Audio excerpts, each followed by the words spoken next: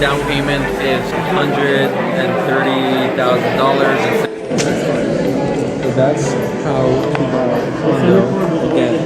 If you were a part of buying a unit when Union Station was first built, how much appreciation did you enjoy being part of the 0 point of development and infrastructure where sort of everything links in?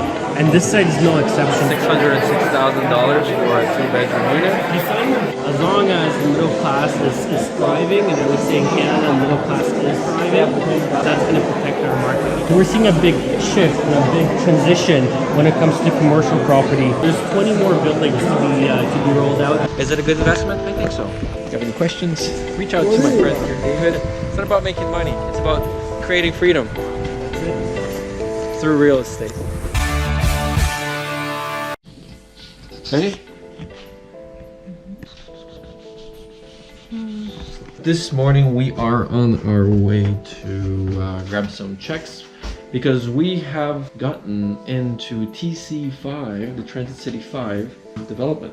So you may have watched the previous 2 videos that I released maybe a week or 2 ago about the huge hype behind the Transit City development in the city of Vaughan in Canada. TC4 sold out within 3 days, all 452 units, and TC5 sold out before it was even announced. We're gonna meet up with Dave today, who managed to snag a couple of units for his office. We actually got one of them. This is supposed to be this guy.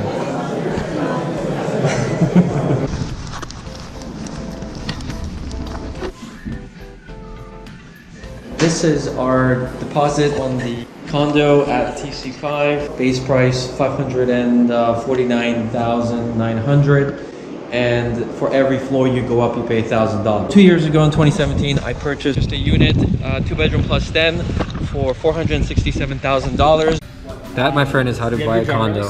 Congratulations. Oh, thank you. It's just very futuristic, very clean. The market only goes up when there's a massive demand. $5,000 on signing, 5% 30 days, 5% 120 days. I think this development is going to do very well. I think I'll take it. And the 3rd tower, the 4th one, as I said, was sold out. This is the 5th tower, and I managed to sneak 1 unit in there at 500, well, actually at $606,000. Is it a good investment? I think so.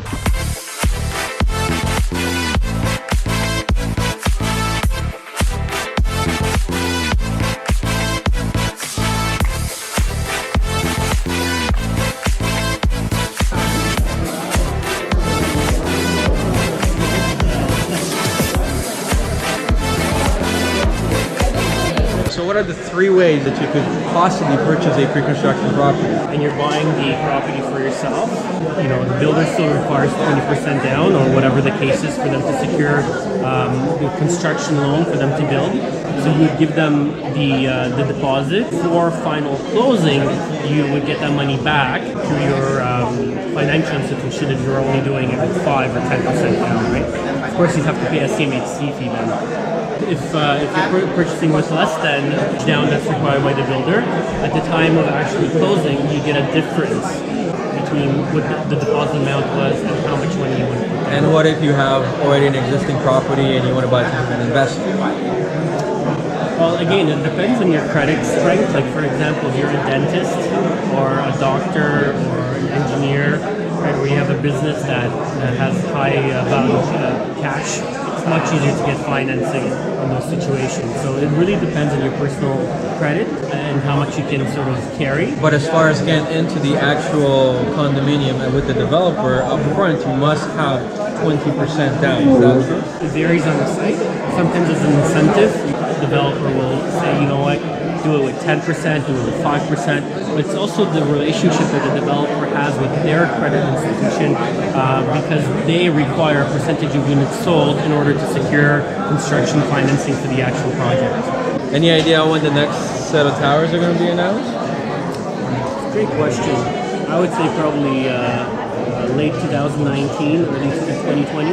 There's a lot of builders popping up in and around Transit City. moving forward, smart centers and the sales center are going to keep a very close eye on what the competition is doing, pricing, and sort of rollout schedules. And there's 20 more buildings to be rolled out. If you take a look at the big map there, beautiful big park in the middle.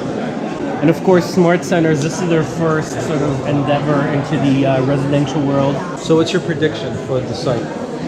We're seeing a big shift and a big transition when it comes to commercial property. Commercial property is not going to be utilized like it has been in the last couple of decades.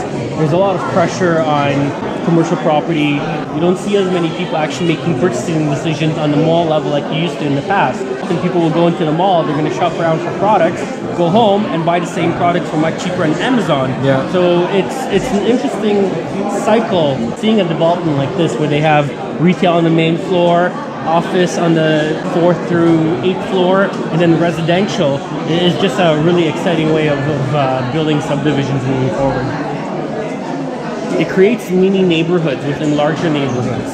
Having the ability to take the elevator down and do your groceries or do your banking or go to a restaurant and live in a small little neighborhood is going to be the future. Think about Union Station, right? Union Station was built in the early 1900s. Think about being one of the original buildings around Union Station, how much hype and excitement and how much opportunity there was in sort of buying a unit. If you were a part of buying a unit when Union Station was first built, how much appreciation did you enjoy being part of the 0 point of development and infrastructure where sort of everything links in? And this side is no exception. You have the bus terminal, you have the LRT, you have the subway, you have the 400 series of highway, you have the 407, which is literally a couple seconds away.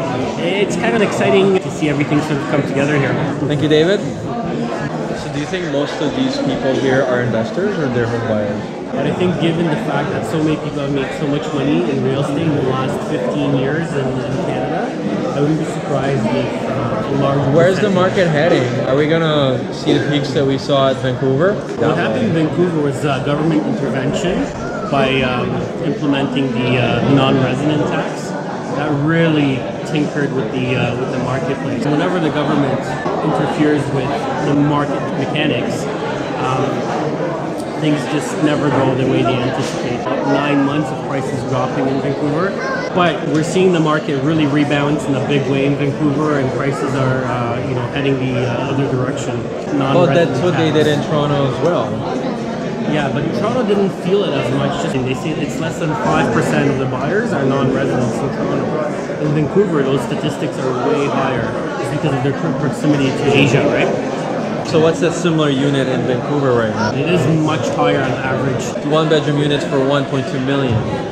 How much more gain can we see in Toronto in the next, say, 5 years?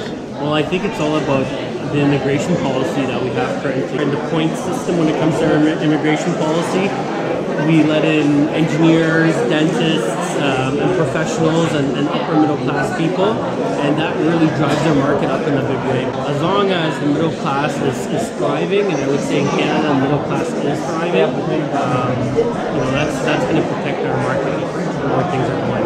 It's $606,000 for a 2-bedroom unit in Tower 5. The down payment is $130,000. The way it works, you put down 4 payments, the first being a $5,000 deposit, which is due today.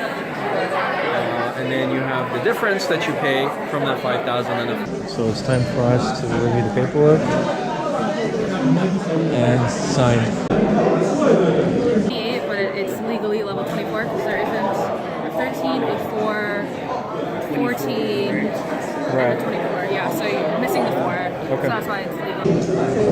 How would that work? Yeah, how would that work? No. We don't be personally attached to this once we file. As I'm closing, they'll remove your personal names and they'll just have a corporation. But we can add this corporation that we create anytime after closing. She's going to write that down Okay. on the file. Alright. And it's on the video. Yeah. But I know for TC4 there is, so I would assume with TC5 as well, there would be an option. Again, just initial and the bottom.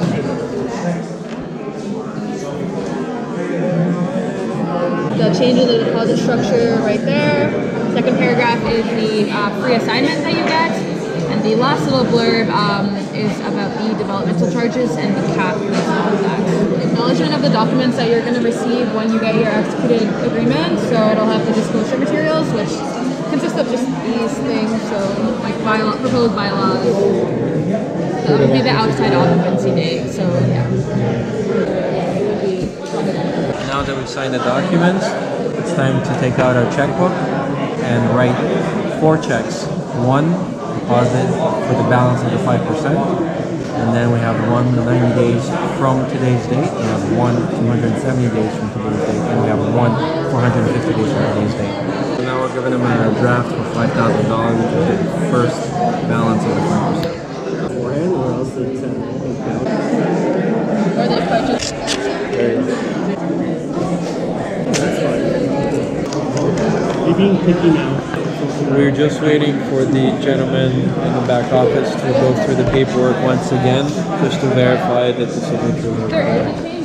And then we're pretty much done. And now they're the developer and the sales agent. The lawyers always charge a processing fee for the checks. And so what that means is every time they deposit a check, they'll send you a letter saying that the check's been deposited. And that's what they're paying. Wow. That's part of it. Every condominium is like that, yeah. Standard. It's rolled into your closing costs. Like, we'll do it. We're more than happy to do it, but we want to, let you know that there is a charge. I don't want you to, if you don't have to. So that's how Condo again.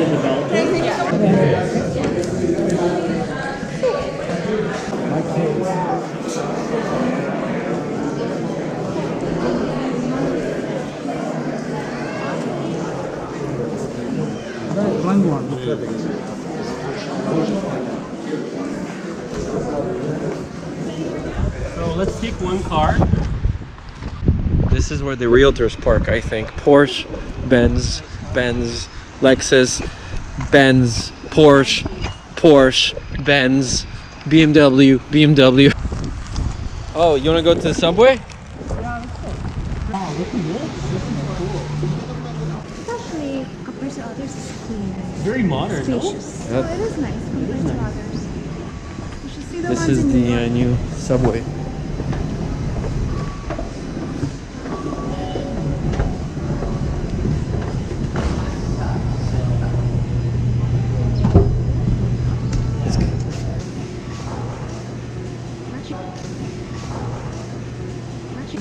Get here, it's big. So when they were actually excavating this, a friend of mine was in charge of the safety when the excavation was happening. And the problem is that they couldn't go any further is that this is all bedrock. So it's very, very dense and heavy rock. So it's extremely difficult to excavate all of this here. Really cool. All right. There's stairs there. You guys want to loop around, take the stairs? Sure.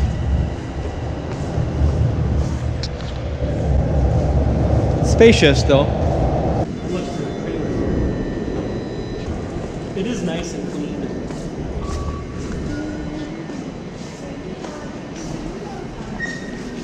Of course. I'll forward it to you. What is?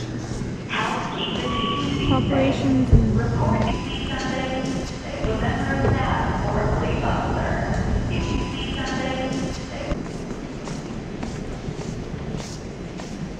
all those are skylights, eh? And the lights coming through. Interesting, actually. There's no lights. Right there. There's LEDs built in. Okay, let's head on to the restaurant. So there you have it. This is how to purchase a pre-construction property. If you have any questions, reach out to my friend here, David. Look in the description for the link to his website. Yep. See you guys on the next one. Thanks for watching. And make money through real Out. estate. It's not about making money. It's about creating freedom That's it. through real estate. Freedom through real estate. Investing. Okay, we just came across a pizza kiosk. Oh, wait. What is this? This and you get a pizza? Check here to start. I have never seen this. That's crazy. Wow. You guys want to try it for $8. $8? How big are they? Pepperoni. barbecue chicken. Cold. I almost want to try it just to. You want cold? I'll try this. Pick up at your convenience. Why wait around for delivery? Well, we're gonna eat. Maybe when we come back. Yeah. Just for fun, we'll order it. So this is pizza in a box. That's actually pretty interesting. You just place it anywhere. I'll learn something new.